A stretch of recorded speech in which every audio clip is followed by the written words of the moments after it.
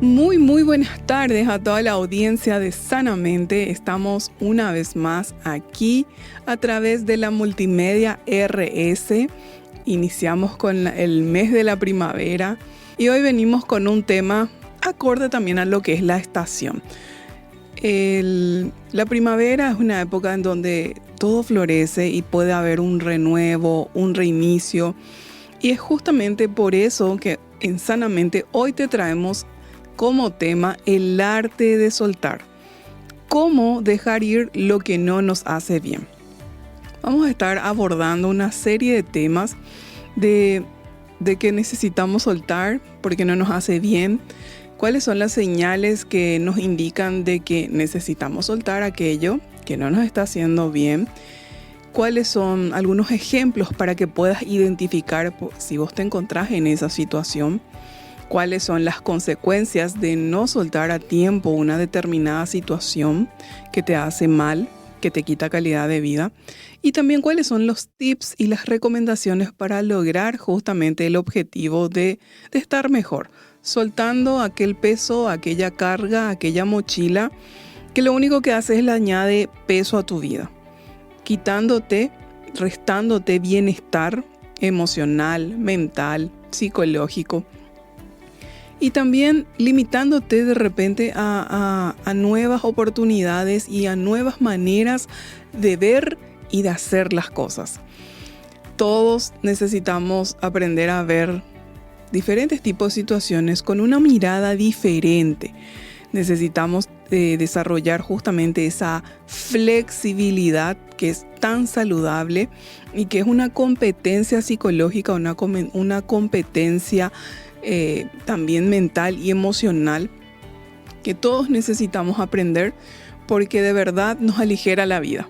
Aprender a ser más flexibles y también tener la capacidad de adaptarnos a lo largo del camino de nuestras vidas. Bueno, estoy acá para acompañarte con este episodio en Sanamente. Bueno, vamos a empezar este tema que es el arte de soltar, cómo dejar ir lo que no nos hace bien. Lo primero que quiero compartir con ustedes, querida audiencia, es que soltar no es igual a olvidar. Soltar no significa olvidar, sino más bien aceptar la realidad que ya es.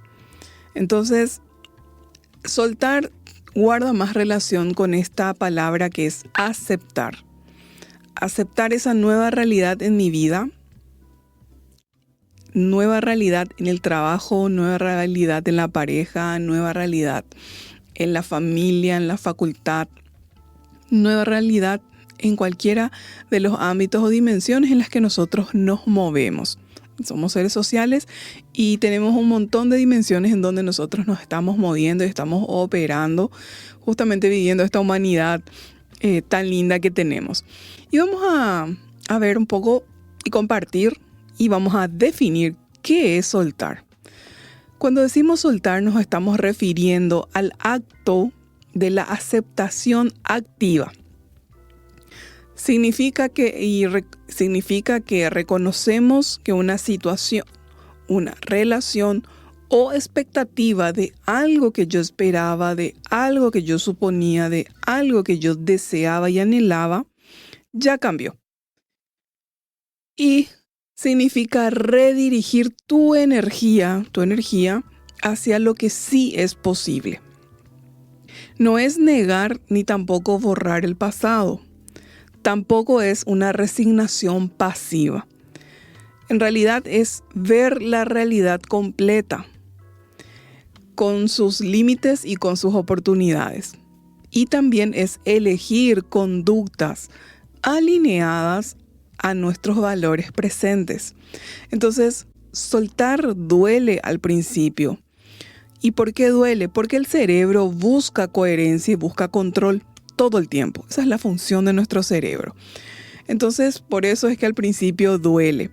Pero a mediano plazo realmente reduce la fricción interna.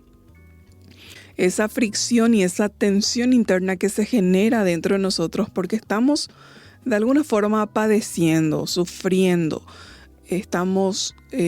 nos duele, nos molesta, nos disgusta. Diferentes tipos de sentimientos y emociones podría generar nosotros.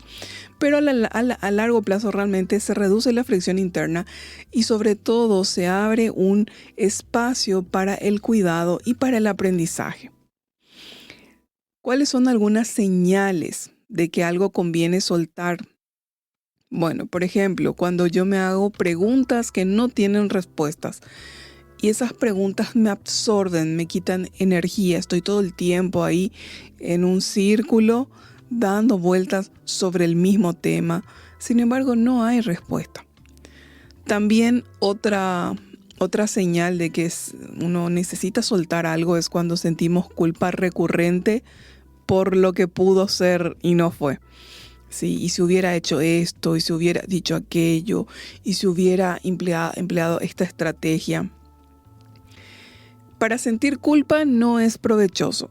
En todo caso, si uno va a analizar una situación pasada, una situación que ocurrió, debería de ser para que nosotros aprendamos y sacar aprendizajes de esa situación para que una próxima vez cuando eso se vuelva a presentar, no caigamos en el mismo error.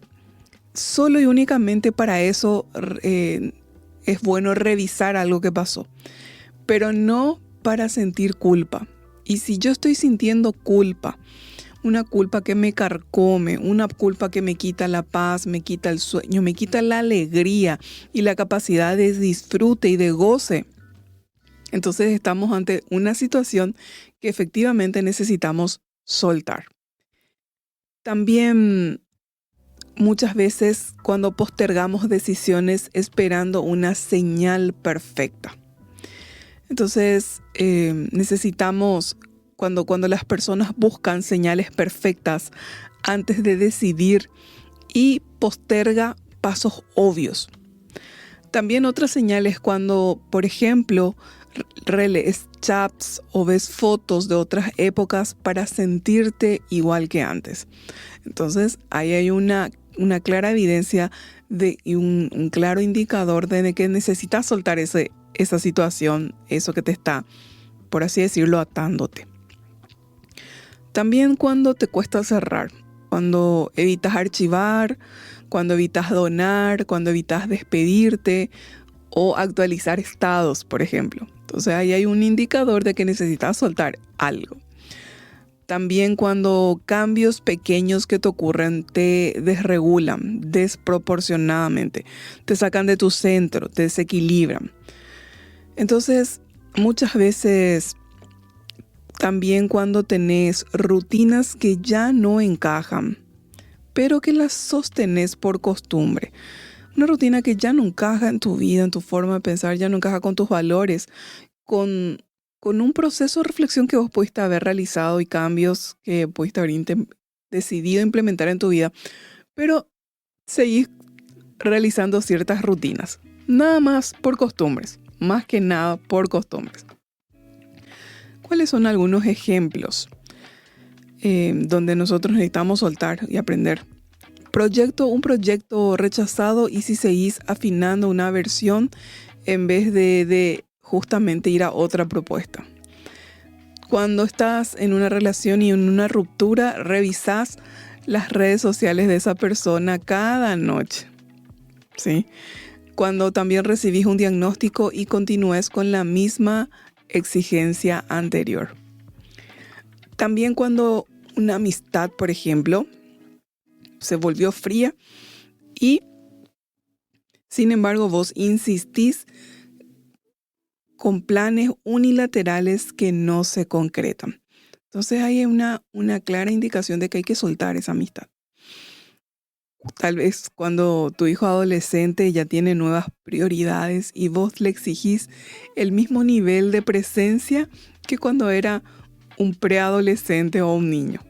Cambió ahí algo muy importante para vos mamá, para vos papá, y que tal vez no tomaste 100% conciencia de esta nueva realidad. También cuando el negocio cambió de contexto y seguís con el viejo modelo. Todos estos son ejemplos en donde necesitamos soltar. ¿Qué pasa si no soltamos? Bueno, nosotros necesitamos conocer las consecuencias que pagamos por no soltar a tiempo una determinada amistad, una determinada relación, ruptura, un negocio, un proyecto. ¿Qué es lo que nos puede pasar si nosotros no aprendemos este hábito tan saludable que por psicohigiene necesitamos hacer? Bueno, una de ellas es el cansancio emocional. El cansancio emocional puede convertirse en algo crónico y esa sensación de ir contracorriente, esa sensación pesada porque ustedes ya saben cómo es ir contracorriente o contra el viento. Eso pone mucha resistencia, hay mucha resistencia para avanzar y cuesta mucho. Entonces, por supuesto que se va a dar allí un cansancio emocional. También otra consecuencia de no soltar a tiempo es dificultad para decidir, postergación constante y pérdida de oportunidades. Imagínate, si vos tal vez soltabas a tiempo y no te aferrabas tanto a aquella situación, a aquella relación, a aquella persona, a aquel proyecto, entonces tal vez ya te hubieras dado cuenta de las nuevas oportunidades que se te presentaron, pero que no las pudiste identificar ni valorar porque estabas justamente totalmente concentrado en algo que hace tiempo ya debías de haber soltado. Otra consecuencia es la disminución del foco y la productividad. ¿Sí? Comienzan los pensamientos intrusivos. ¿Qué son pensamientos intrusivos? Son aquellos pensamientos que yo no quiero que vengan, sin embargo vienen. Por eso se llaman intrusivos. Es como un pensamiento que entra a mi mente casi sin permiso. Entra, me viene y se vuelve molestoso, se vuelve fastidioso, se vuelve una carga. Por supuesto, también se pueden dar somatizaciones como consecuencia. Se puede darse tensión muscular, cefaleas, insomnios. Entonces, a corto plazo es irritabilidad, insomnio, foco disperso. A mediano plazo, decisiones tardías, oportunidades perdidas, desgaste del ánimo. Y a largo plazo se te puede llegar a generar amargura, estancamiento vital, vínculos resentidos, te puede llenar de resentimiento, somatizaciones persistentes, algo que ya vino a quedarse prácticamente y que no te estás pudiendo librar. Y una sensación también de que mi vida se quedó atrás. Puedes llegar a desarrollar eso si no soltas a tiempo. ¿Cuáles son algunos tips y recomendaciones para soltar? Bueno, en primer lugar, de primeros auxilios, hoy, ¿verdad? Podés hacer ejercicios de respiración y también podés empezar a nombrar la realidad. Esto es lo que hay hoy. Esta es mi realidad hoy. Entonces, y en base a esa realidad, decidir una acción que sea útil con relación a esa nueva realidad, como para que vos puedas ir integrando eso a tu mente, a tu vida y puedas aceptarlo. Muy bien. Vamos a ver ahora un poco también sobre lo que es el apego y la necesidad de control. ¿Por qué? Porque son cosas que necesitamos aprender a soltar. Vamos a ver el concepto y la definición de lo que es el apego. El apego es el impulso a aferrarnos a personas, a ideas u objetos para sentir seguridad. Cuando se convierte en control, nosotros lo que hacemos es intentamos forzar unos resultados y con eso aumenta la ansiedad. Soltar control no es desinterés, ¿sí? Muchas veces nos volvemos controladores, así cruzamos la raya, cruzamos los límites. Cierto control es necesario siempre y es algo hasta saludable, no podemos ser desinteresados. Pero cuando hablamos de soltar el control, estamos hablando de ese control excesivo, ese control que ya es tóxico, ese control que ya es enfermizo. Entonces, soltar control no es desinterés, sino que implica que vos confías en el proceso y te das permiso para convivir y experimentar la incertidumbre, para negociar límites también cuando se trata de relaciones. Esos límites que protejan la relación con uno mismo y con los otros. Algunas señales cuando hay ya un control, un apego y un control, una necesidad de control son dificultad para delegar. Si te cuesta delegar tareas, funciones, responsabilidades, entonces probablemente tengas este problema de control y de apego. Irritación ante cambios mínimos es otra señal. Vigilancia constante de lo que hacen los demás. Muchas veces también es cuando vos podés estar chequeando compulsivamente mensajes, ubicación de la otra persona, estados de la otra persona. También cuando tenés planes rígidos, cambios mínimos ya te genera un malestar muy grande. Es otro de los indicadores. También cuando tenés un tipo de pensamiento, estás teniendo un tipo de pensamiento como de todo o nada. O sea, si no sale a tu modo, entonces lo descartás. Eso está dando cuenta de una personalidad bastante rígida, bastante inflexible. Y las personas rígidas, las personas inflexibles sufren muchísimo.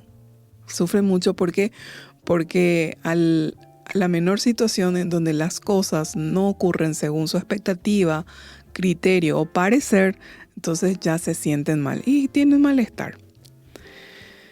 Muy bien. Algunos ejemplos. Podría ser postergar decisiones por miedo a perder la opción perfecta. Sería ya para análisis. Mantener rutinas obsoletas, ya dijimos. Exigir a tu familia el método perfecto para tareas simples. Llamar varias veces para confirmar lo ya confirmado. Rechazar una propuesta del equipo aunque cumple con los objetivos. ¿Cuáles serían algunas consecuencias de este tema de tener que soltar el apego o la necesidad de control excesiva? Bueno, primero es la regla del 10%. Elegís una cosa y una expectativa para reducir un 10% esta semana. No es soltar todo, sino ir aflojando el puño. Es empezar un proceso que inicia con esta pequeña acción. También la delegación segura, entregar tareas con qué y para qué bien claros. ¿Qué se va a hacer? ¿Para qué se va a hacer? ¿Cómo se va a hacer? Y entonces revisar solamente ya los hitos. El guión interno, ¿sí? Ejemplo, el guión interno nos referimos al diálogo interno. Puedo tolerar no tener certezas absolutas. Decirte, en mi caso me dirías, Adichie, podés tolerar no tener certezas absolutas, ¿sí? Elijo la flexibilidad más el seguimiento. Son pasos que te van a ir ayudando a ese hábito compulsivo que tenés de controlar todo excesivamente, que ya no es sano, que ya resulta insano para vos y también para los otros. Y acá comparto con ustedes, querida audiencia, algunas frases donde la seguridad auténtica nace de la flexibilidad y no del apriete. Soltar control es abrir espacio para la cooperación. Ahora vamos a ver otro punto que también es muy importante que aprendamos a soltar. Y esta es la rumiación y los bucles mentales. Cuando decimos rumiación nos referimos a girar sobre los mismos pensamientos sin llegar a soluciones. Se confunde mucho con pensar mucho, pero no produce aprendizajes. Entonces, solo genera ansiedad y tristeza. Entonces, soltar la rumiación implica interrumpir ese bucle que se repite y se repite en tu mente, esos pensamientos, porque dijimos que es girar sobre los mismos pensamientos sin llegar a soluciones.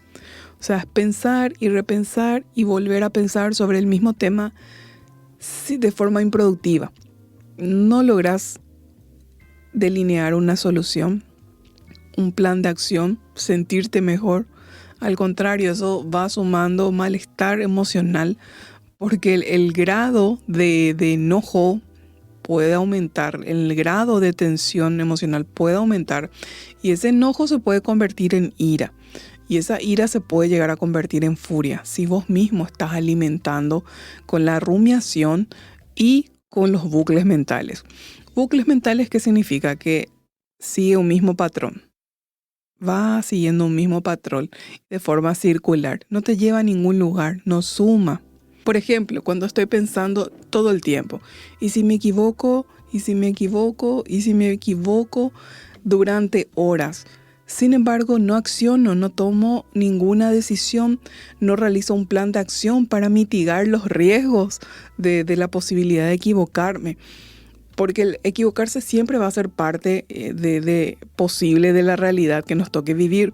Sin embargo, nosotros justamente tenemos la capacidad de ser estrategas y diseñar estrategias y tener un plan de acción para mitigar esa posibilidad de riesgo a equivocarme. Entonces, sobrepensar en un problema sin dedicar tiempo a pensar en la solución y en el plan de acción para mitigar ese riesgo no tiene absolutamente sentido y lo único que hace es consumir mi energía vital, me desgasta emocionalmente, me desgasta físicamente y encima no aporta una solución. Entonces tengo el probable problema de la equivocación y se suma a eso el cansancio, agotamiento mental y emocional. Entonces, cero decisión, ¿qué es lo que genera estar rumiando una y otra vez sobre una misma idea, un mismo pensamiento? Te genera mucha angustia y mucho desgaste.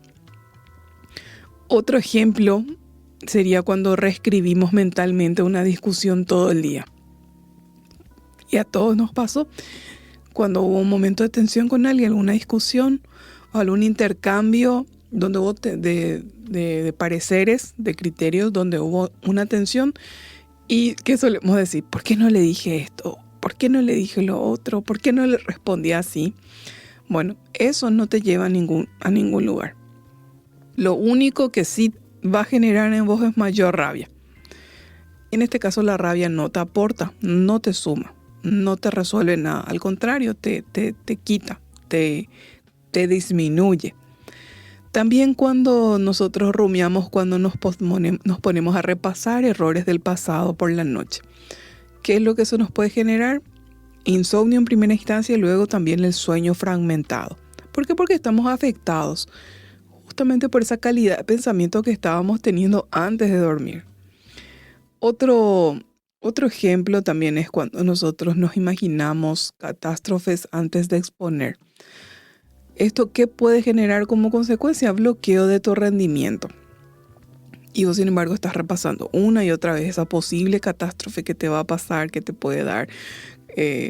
Si te toca exponer y te quedas en blanco y no sabes y pasas vergüenza, lo único que haces es te predispone incluso para justamente fracasar.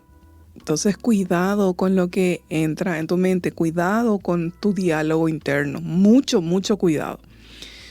También esto se da cuando nosotros revisamos síntomas por internet y no pedimos un turno real, un turno con el médico.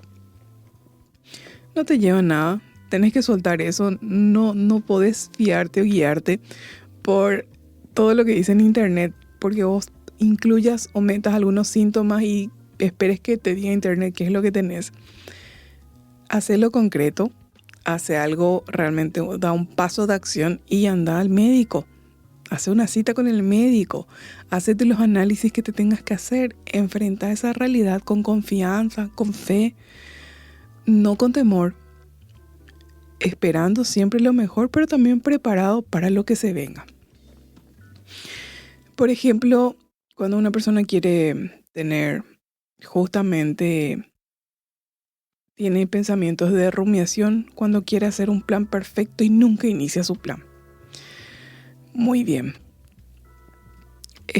Otro ejemplo, compararte y concluir que no sos suficiente. Eso, ¿qué consecuencia trae eso en tu vida? Te quita valía en cuanto a tu autoestima. Entonces, tu autovalía se ve disminuida, tu autopercepción, tu autoimagen se ve golpeada. Y con una imagen golpeada, con una imagen de yo no puedo, yo no valgo, yo no merezco, no vas a avanzar un solo paso hacia adelante. Entonces es una mentalidad que necesitas soltar y dejar atrás, renunciar a eso. Nosotros podemos elegir qué pensamientos van a entrar en nuestra mente y qué no va a entrar en mi mente. Dale lugar a pensamientos que te potencian, que te llenan de fe, que te llenan de esperanza, que te llenan de confianza, que te generan paz. Y rechaza todo aquello que te quita paz, que te quita confianza, que te quita esperanza, que te genera un montón de emociones negativas que no suman. ¿Cuáles son algunas consecuencias? A corto plazo sería ansiedad e insomnio, fatiga mental, tiempo perdido. A mediano plazo serían decisiones tardías, rendimiento oscilante, autoestima baja por no concretar aquello que estás queriendo, anhelando, deseando. Y a largo plazo las consecuencias pueden ser un estado de ánimo deprimido, ya las relaciones cansadas de lo mismo y una vida en pausa. ¿Cuáles son algunas recomendaciones? Uno de ellos es la técnica de ten, reenfoca y actúa. Para justamente romper con lo que es el apego, aquello que te hace sentir seguro. Y también para romper con los bucles mentales. Entonces esta técnica de detén, reenfoca y actúa consiste en escribir el pensamiento. ¿Qué pensamiento es el que te está viniendo en forma de bucle, en forma de rumiación, repetición, reiteración? Ponele un nombre a ese pensamiento. No sé, podría ser mi crítico personal, mi crítico severo, por ejemplo. Y luego determinate a hacer una acción para desactivar justamente a tu crítico severo. Determinate a tener una acción concreta que salga de la idea, que sea una acción en sí concreta. Justamente rumbo y empuja a tu meta. Eso te va a ayudar a cortar con la rumiación y a cortar con los deseos de control excesivo. Y recordar lo siguiente, que pensar no es lo mismo que resolver. También donde termina el bucle de acción empieza e inicia la acción, que es la que te va a dar resultados. Y un paso pequeño real vale más que 100 vueltas mentales. Entonces, rumiar y repasar una y otra vez en tu mente sin agregar una solución alternativa es una verdadera pérdida de tiempo, de energía y de también pagar un precio de un malestar, porque recordemos que nuestros pensamientos detonan nuestras emociones y en base a la calidad de nuestros pensamientos también van a ser la calidad de nuestras emociones. Entonces sí es muy importante lo que entra en tu mente y lo que vos y yo permitimos que entre en la mente y comience allí a influenciar nuestra forma de pensar, nuestras ideas, nuestras creencias y nuestras emociones. Otra de las cuestiones que es tan necesario muchas veces soltar es la culpa y lograr el autoperdón. Entonces, cuando hablamos de la culpa sana, es aquella que orienta a reparar. Y la culpa tóxica inmoviliza. Entonces, una culpa sana te lleva a la reparación de lo dañado, de aquello que vos pudiste haber dañado, sea una situación, sea una relación. La culpa sana, la productiva. Pero también hay una culpa tóxica que es la que te paraliza, te inmoviliza, no podés hacer nada al respecto. Entonces ahí es donde es importante soltar y que venga el autoperdón. El autoperdón no borra la responsabilidad, ¿sí? Sino lo que hace es integra el error y extrae un aprendizaje de ese error y suspende la autoagresión. Eso es lo que hace el autoperdón. La autoagresión, ¿verdad? Ustedes recordarán que antes había en la iglesia, si no me equivoco, en una de las iglesias tradicionales, estaba lo que era la autoflagelación y donde por mi culpa, y se azotaban. En la antigüedad pasaba esto. Bueno, la autoagresión no te lleva a ningún lugar. Sí te lleva a un lugar buscar la reparación del daño, integrar el error y sacar un aprendizaje. Algunas señales de una culpa tóxica es cuando hay una autocrítica despiadada hacia vos mismo, cuando hay una dificultad también para recibir elogios, puede ser esta una de las causas. No es matemático, no siempre es porque hay culpa, pero podría darse esa situación. Y esa sensación de no merecer bienestar. Son algunos indicadores y señales de que hay una culpa tóxica que necesitamos soltar. El lenguaje, ¿cómo suele ser? Suele ser el de debería, yo debería hacer esto, debería hacer lo otro, debería. O también yo soy un desastre, qué desastre soy, cómo no puedo hacer algo bien. También cuando minimizamos los logros, cuando rechazamos los elogios, ¿sí? Porque, no es para tanto, ¿verdad? Uno tiene que aprender a recibir elogios y decir gracias. Gracias por tu comentario, gracias por notarlo, gracias por el reconocimiento. Es importante aprender a aceptar los elogios. También los autocastigos sutiles. Cuando hay autocastigos sutiles, entonces te negas descansos, placer o apoyo. ¿Por qué? Porque vos mismo te estás autocastigando por esa culpa que te carcome. También otro indicador puede ser cuando hay culpa, es la de evitar oportunidades por el pensamiento y la idea de no merecer esa oportunidad. Y también otra señal de que hay una culpa infructuosa es cuando revisamos el pasado, nuestro pasado, con una extrema dureza sin revisar el contexto. ¿Por qué? Porque toda situación y toda decisión en la vida de una persona se da en un determinado momento histórico de su vida y en un determinado contexto de su vida. Un contexto familiar, un contexto económico, un contexto emocional y mental. Y no digo esto para justificar el error, justificar la falla, sino más bien que ese contexto muchas veces se combina de tal manera que las personas toman decisiones no tan sabias, no tan sanas, pero muchas veces guarda relación con el contexto de ese momento histórico de la vida de la persona. Entonces, ¿cuáles son algunas consecuencias de no cortar y soltar esto a tiempo? A corto plazo es la vergüenza, a corto plazo la ansiedad social y el agotamiento. A mediano plazo se puede dar la codependencia, el autosabotaje de metas y el placer culposo. Y a largo plazo se puede dar la identidad definida por el error, o sea, soy alguien que nada hace bien. Eso es identidad definida por el error, por un error que yo no logré perdonarme. Yo absolutizo ese error en mi persona, en mi ser, en todas mis dimensiones y llego a la conclusión de que soy un desastre y no merezco nada. Por un error que pude haber cometido en el pasado. Entonces, a largo plazo, si nosotros no intervenimos a tiempo y nos autoperdonamos, entonces puede ocurrir esto. También la salud se puede ver resentida. Puede aparecer gastritis, puede aparecer problemas de presión alta. Con la presión alta aparecen los problemas cardíacos. Entonces no es algo para tomarlo a la ligera. El poder de las emociones, el poder de la mente sobre el cuerpo humano es impresionante.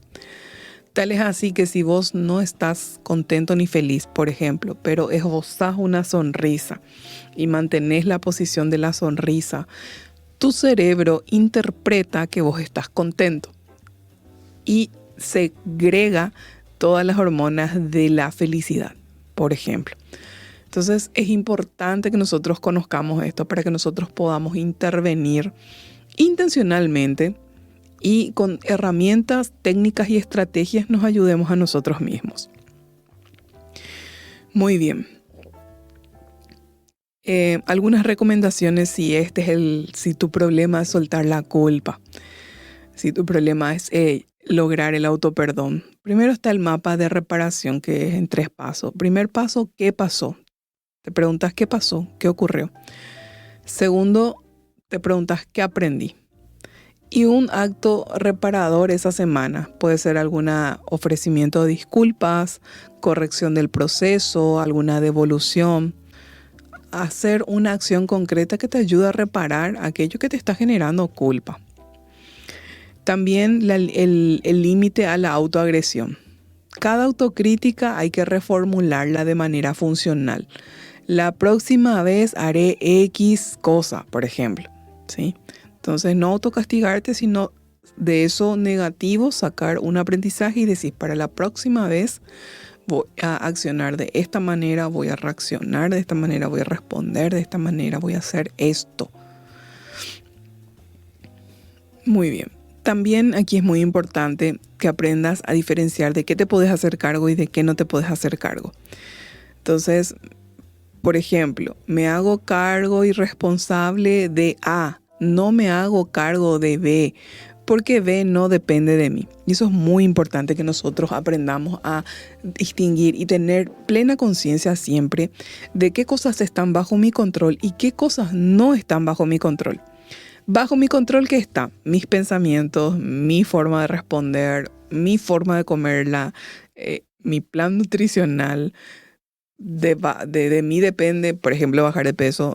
Que no depende de mí, que mi pareja baje de peso. Todo lo que el otro vaya a hacer no depende de mí. Yo puedo influir, yo puedo persuadir y hasta allí. Pero la decisión final siempre es del otro.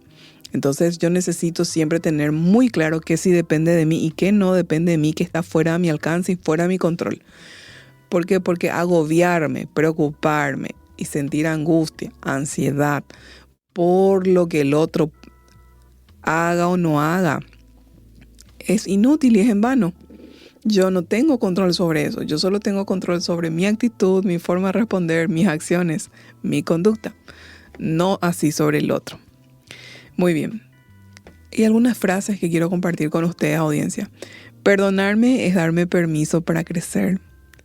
No soy mi error, soy lo que hago después de verlo. Y la culpa se aligera cuando se aprende, no cuando se castiga. Y sobre todo cuando se repara. Muy bien. Ahora vamos a hablar un poquitito acerca de las expectativas y del perfeccionismo, que muchas veces necesitamos aprender a soltar porque te generan malestar. Te generan malestar, generan tensión emocional, muchas veces te paralizan y te hacen sufrir también porque a veces tenemos sobreexpectativas, ¿sí? Entonces es muy importante aprender a regular esta parte para no sufrir por causa de ello. Y vamos a definir un poco qué es el perfeccionismo. El perfeccionismo confunde el valor personal con rendimiento impecable. Y realmente confunde ¿por qué? Porque la persona perfeccionista directamente asocia con su valía el hecho de que pueda o no pueda hacer las cosas de manera perfecta. Está muy bien buscar la excelencia está bien buscarla. Ahora el perfeccionismo ya tiene un leve toque de toxicidad, por así decirlo, porque muchas veces las expectativas son sobredimensionadas y son ya sobre expectativas, ya salen fuera del campo de la realidad y de lo aplicable realmente. Entonces ahí es donde se convierte en dañina. Entonces las expectativas rígidas bloquean la creatividad y el disfrute en mi vida. Entonces soltar no es hacer mal las cosas, sino es definir estándares saludables y sobre todo realizables, logrables.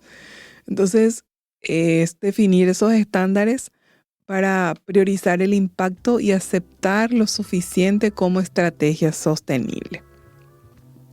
Muchas veces hay cosas que hacemos que ya son suficientes y nuestro perfeccionismo nos lleva a excedernos y pasar ya por encima de lo suficiente o del límite razonable. Y es allí donde nosotros necesitamos parar la pelota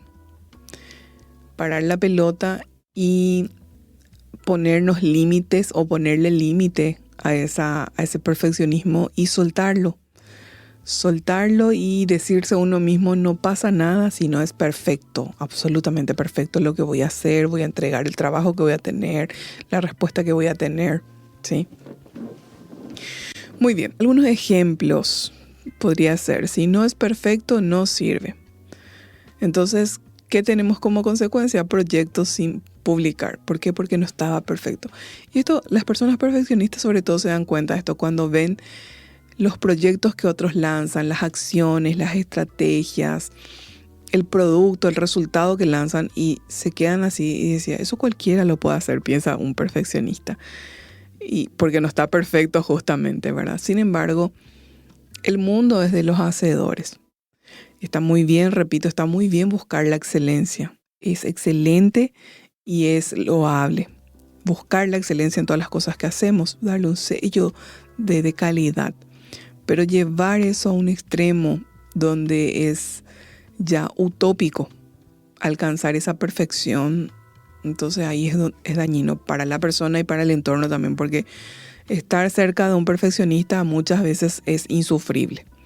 Porque es como que nunca te hacen sentir que nunca das a la talla y que nunca de lo que el trabajo que vos presentás está correcto, está bien, es suficiente.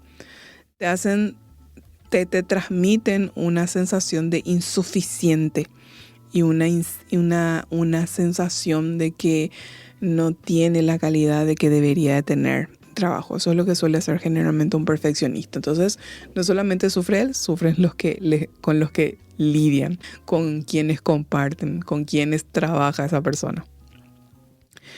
Por ejemplo, un ejemplito acá de perfeccionismo, no postularse por no cumplir el 100% absoluto del perfil. Sin embargo, muchas veces en las búsquedas, por ejemplo, uno lanza una búsqueda con un perfil y hay requisitos que son justamente negociables y otros que no son negociables. Por eso se dice que un requisito cuando no es negociable, entonces así se le llama luego en el anuncio. Entonces un perfeccionista que dice, lee todos los ítems y en uno de ellos dice que es excluyente. Cuando dice que es excluyente significa que ese requisito no es negociable.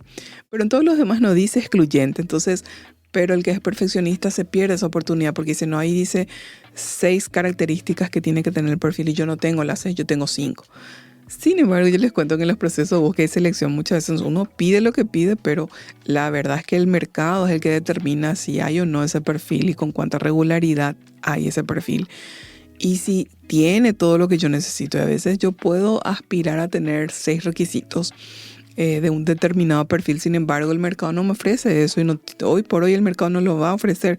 Entonces, todos los perfiles que te llegan son con 4 o 5 requisitos cumplidos. Por eso es importante no ser perfeccionista y no ser inflexible y pensar, ok, de los 6 reúno 5 y por ahí puede ser una oportunidad que se me abra, entonces igual envío.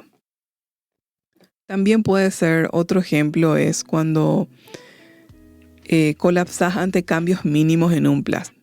Eso lo que da cuenta es que hay una rigidez detrás de eso, una rigidez que no permite una adaptación a cambios que surgen en el momento, y la vida todo el tiempo va a presentarte cambios una y otra vez porque esa es la vida, es dinámica, fluye y más todavía en estos tiempos. También puede ser cuando vos una y otra vez obsesivamente estás corrigiendo detalles menores en otros. Cuando vos te pasás viendo y observando todo lo negativo o malo que hace una persona, entonces estás teniendo un problema de perfeccionismo y que necesitas soltar. A corto plazo, ¿qué puede hacer esto? Lo que hace es que tengas un alto estrés, tiempo desproporcionado en detalles, si te empantanas con los detalles excesivamente. A mediano plazo es oportunidades perdidas, relaciones tensas por exigencia. ¿Por qué? Porque los que están a tu alrededor de vos, que tenés problema con el perfeccionismo, sienten que no hay que te calce. Sienten que, Dios mío, en serio, o sea, no hay que le guste, o sea, no hay que le calce, no hay forma de darle gusto o satisfacerle.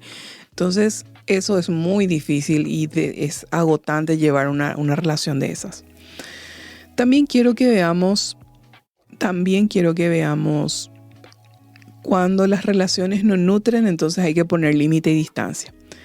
Entonces, soltar en cuanto a vínculos puede ser poner límites, tomar distancia protectora y cerrar ciclos cuando ya no hay reciprocidad en esa relación. Y esto vale para las amistades como para la pareja. Entonces, un límite sano no es castigo, sino que es un marco claro para que la relación sea posible sin dañarte. Entonces, poner límite es esa protección que vos estableces para que esa relación pueda llevarse a cabo sin que vos salgas dañado. Entonces, eso es súper importante, por supuesto. Ejemplo, les doy algunos ejemplos. Hoy no puedo, te propongo tal día. ¿Sí? Entonces, es poner un límite sano, pero también das la oportunidad de que haya ese encuentro. Reducir contacto con quien te invalida sistemáticamente. Esa es una forma de soltar. Terminar una relación con maltrato. Esa es una forma de establecer límites. Renegociar acuerdos. Por ejemplo, desde ahora necesito esto, aquello, por este motivo.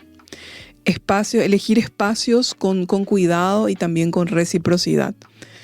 Amigo no solo es el que aparece para pedir favores urgentes. Es el que está cuando vos también necesitas. Muy bien. Y por último vamos a hablar del duelo y los cambios de ciclo. Cuando hablamos de duelo, estamos hablando que en el duelo se integra una pérdida. ¿Una pérdida de qué? Una pérdida de una persona, un ser querido, una pérdida de etapas, una pérdida de un trabajo, la pérdida de la salud, la pérdida de una ciudad, tuviste que mudarte de ciudad. Entonces, lo que hace el duelo es que integra esa pérdida y permite que el vínculo se transforme. Permite que vos puedas comenzar a adaptarte a esa nueva realidad que te toca. Y ese es el proceso del duelo, es un tiempo de readaptación.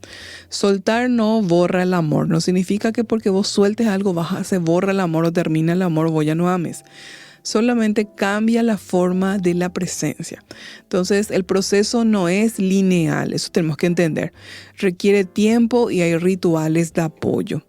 Señales de duelo complicado, bloqueo prolongado de actividades básicas de la persona, aislamiento extremo, ya no socializa, ya no comparte con nada, con nadie. El dolor que no permite funcionar por semanas o meses, un dolor paralizante, un dolor que te deja inactivo. Entonces, estamos hablando de un duelo complicado donde probablemente ya necesitemos buscar ayuda terapéutica. Entonces, ejemplos, guardar con ritual algunos objetos y donar el resto. Escribir una carta de despedida o a una etapa. Son formas de sanar y de soltar. Cambiar rutinas que disparan el dolor que te paraliza. Entonces, cambiar aquello.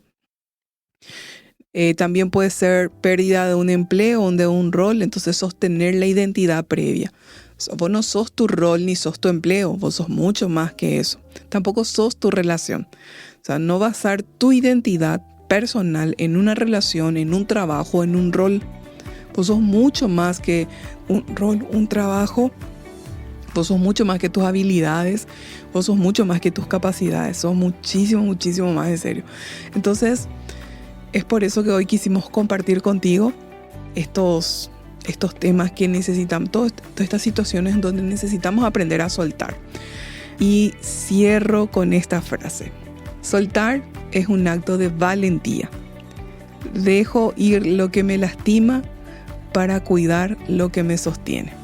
Así que soltá aquello que tenés que soltar para estar mejor, para sentirte bien. Nos vemos aquí en Sanamente a través de Multimedia RS. Buen inicio de semana a todos.